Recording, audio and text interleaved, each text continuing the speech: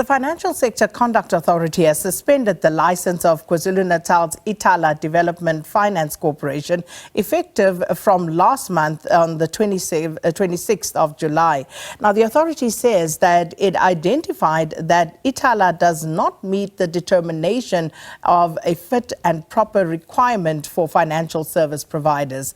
Now, state-owned, the entity's mandate is to provide financial services from banking to investments for individuals and businesses throughout KwaZulu-Natal. So to talk to us more about this and what it means for Ithala's customers in particular, we're joined by Khaya Sithole, Chartered Accountant and Independent Analyst. Khaya, good to have you with us. Welcome to Morning Live. Good morning to your viewers. So let's start with what happened in terms of Ithala's license being suspended following the Financial Services Tribunal dismissing the entity's application for the FSCA suspension to be reconsidered. So what exactly led to this, if we can just go slightly back in terms of why they were deemed to not be compliant? So to take it a step back, Ithala has actually been going through a couple of challenges with the regulators, and obviously central to the challenge is its ability to continue working in the way that it's been working.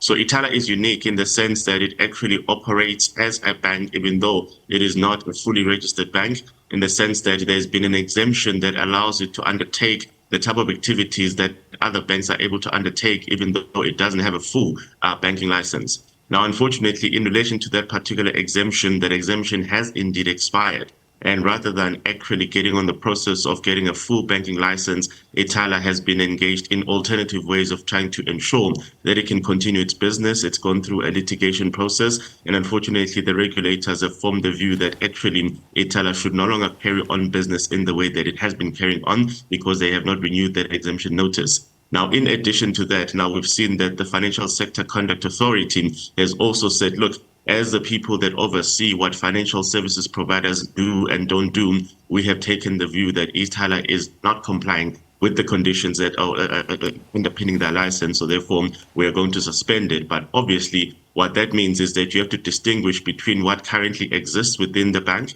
So therefore, current customers versus future customers. So a suspension of a license simply says you cannot enter into new business undertakings, but whatever it is that you've already been doing, you need to be able to find a way of managing the transition away from that so that the customers do not feel neglected overnight. And I suppose crucially then, Khaya, what does this mean for current clients of Ithala? Because on the 20th of December last year, the High Court, the Gauteng Division, confirmed the appointment of a repayment administrator by the Prudential Authority in respect of deposit-taking activities and deposits that were held by Ithala. So again, what does that mean for the customer, and what exactly is the role of the administrator in this instance? Yeah. So what we're talking about when we talk about the administrator, it is essentially somebody who was given the responsibility to manage the activities of the bank. And that was obviously based on the issues relating to the expiry of the exemption notice and obviously what the Reserve Bank thought would be the best way to manage the affairs of Ithala. Now, in relation to that, there was also then subsequent litigation centered on the question of whether Ithala should have been given an opportunity to respond to the process before the Reserve Bank essentially appointed the administrator. And in relation to that, the court did agree that Ithala should have been given an opportunity to engage in the process before that decision was taken. But that seems to be rather a matter of procedural technicalities rather than the High Court saying that, well, actually, we think that, Ithala should be allowed to run its affairs in the way that it's been doing so before. But throughout all of this process, the regulators have been very clear that the fate of current clients, those that already have resources, that already have some investment in relation to Ithala, those should not be left to hang out to dry. So in the instance where you are saying that, look, we've decided that you're no longer fit for purpose in running these affairs, there has to then be a process of transitioning away from Ithala onto an alternative service provider. So if you remember, in the days of VBS, it was Nedbank that was then able to facilitate the transition away from the bank that was then obviously under administration, and to enable those that already had funds there to be able to access them through alternative means. So Nedbank stepped up in relation to that. So what this simply means is that it's a communications game. So we expect to hear from both Ithala and from the regulators to say, look, in instances where Ithala is no longer able to execute on particular services, here's how you can still be able to get access to those services, whether it's through Ithala under the administrator or whether into an alternative service provider so that people can be able to access them. That is the decision that the regulators and the administration would have to make. But even to that point, ABSA, they terminated their sponsorship arrangement that allowed for clearing and settlement in the national payment system. So how then will Ithala be able to provide services to its existing communities without that particular partnership with ABSA?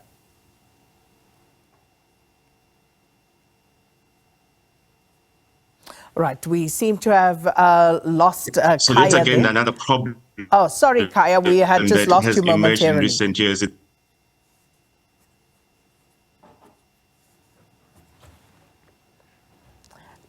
All right, a bit of a problem there with connectivity to Khaya Sithole. We're going to try and get him on a landline just to continue this conversation about the difficulties at Ithala and, of course, where this leaves its customers, what can be done, what are the possible solutions, and, of course, people want to know how they will be able to access their funds. Khaya actually did explain, about new customers and how that is a separate issue and they would not be taken on board. But for existing customers, there are still questions. So, Khaya, I was just asking about ABSA and, of course, what we had seen in response to what you were explaining about what happened with VBS and Nedbank. So we saw in Ithala's instance, ABSA terminating their sponsorship arrangement where they had, of course, allowed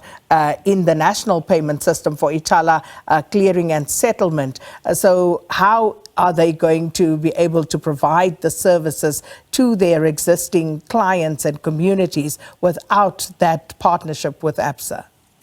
Yes, so the problem obviously with Ithala is that because it is not a full participant in the national payment system, it can only work with the sponsorship agreement that it previously held with ABSA. Now, we do know that when ABSA decided that it wanted to terminate its sponsorship agreement, Ithala then went on a mission of trying to find an alternative sponsor, and so far that has not been successful. So obviously, until they find an alternative sponsor, this agreement with ABSA essentially endures on an ad hoc basis. But the consequence of the termination of the sponsorship agreement is simply that even the existing customers of Ithala would not be able to transact in the way that they've become accustomed to, using the type of cards that have been issued by the bank. So then there'd be a question of, well, have they found a new sponsor? And if the new sponsor then comes on board, the new sponsor will then have to determine what the way of transacting is going to be. So do they simply enable existing customers to work with the cards that they already have, or do they issue new ones? And that will obviously be what has to be determined. But so far, as we know, they actually have not found an alternative sponsor. And until they do find a sponsor, there is this persistent risk that at some point in time, ABSA will say, look, we've given you enough time to find an alternative sponsor. You haven't done so, but we can no longer offer you this service. And that would essentially mean that Ithala's current customers are locked out of the national payment system. And of course, one can then understand, Khaya, the consternation for existing clients of Ithala, because they would immediately want to ask, is this another VBS in the making? Because according to KZN government's Parliament portfolio presentation earlier this year, they had indicated that Ithala has over 27,000 stokvel accounts to the total value of about 290 million rand, and more than 1,000 cooperative accounts that is valued at around 16.5 million. So they are obviously going to be impacted by this. But is this another VBS type of situation playing out? No, and that is why I said it is very important to get the communication right, because clearly the issues here are issues relating to compliance, and there are issues relating to the fitness of purpose for what Ithala does and how it does it. So it is distinct from the VBS case in instances where money was being looted. What seems to be the problem with Ithala is that obviously because it does not have a current exemption notice, it should not be undertaking the business that it's undertaking. Because it is about to lose its sponsor, it is obviously not ideal for it to be onboarding new customers. It needs to be able to figure out how to deal with the current customer base. But the problem here, of course, is that whenever people hear that a license has been suspended for a banking institution, the assumption is that you're no longer going to be able to access your funds. The assumption is that whatever is happening behind the bank is going to take such a long time to resolve. You will be locked out of the system. So a lot of people would legitimately panic when they hear this, which is why it's important for the bank to keep explaining exactly what the state of affairs is, what is going to happen to those that need to access their funds. We know month end is coming up, so obviously people are going to be worried about whether they'll be able to transact in and out of what currently exists. So that's why it's important to articulate what exactly is the state of play. And speaking of, in terms of its solvency, Ithala's suspension effective from the 26th of July and will remain in place, we are told, until the bank meets conditions, including insolvency. Do you think that there's still, a future here? Because depending on who you're listening to and what you're reading, it seems as though there's a solvency issue as well with Ithala. So talk to us about that, Khaya. So obviously what all of these institutions are required to do is they're supposed to provide reports to the regulator to indicate what the state of affairs of the business is. And in instances where a regulator takes the view that, look, the sum of what you owe is much greater than the sum of what you have, then obviously that's a problem. That problem gets resolved by whoever the anchor shareholder is stepping up and saying, look, if we think there's a capital issue, this is how much money we're going to put in order to restore the solvency position. Now, unfortunately for Ithala, its shareholder is not necessarily in a position to put up that amount of money because obviously it is a state-owned entity, which means that it is not a matter of picking up a phone call and saying, can we have $1 billion here or two? It is a matter of saying that in relation to competing public interest, are we able to allocate an amount of money to bail out a bank if it needs to be bailed out? So it is something that those that are responsible for running the affairs of Ithala and those that are responsible for overseeing Ithala, they should deliberate on that and figure out whether it's possible for them to make an allocation that will restore the solvency position. But until it is restored, you do not imagine that the regulators are going to change their views and restore the license that they've suspended. Well, Khaya, we'll leave it there. Thank you so much, Khaya Sithole, Chartered Accountant and Independent Analyst, talking to us about the Financial Sector Conduct Authority suspending the license of KwaZulu-Natal's Ithala Development Finance Corporation for non-compliance with the determination of a fit and proper entity and not meeting the requirements for financial services providers. But Khaya also at pains to explain this is not the same as what happened at VBS.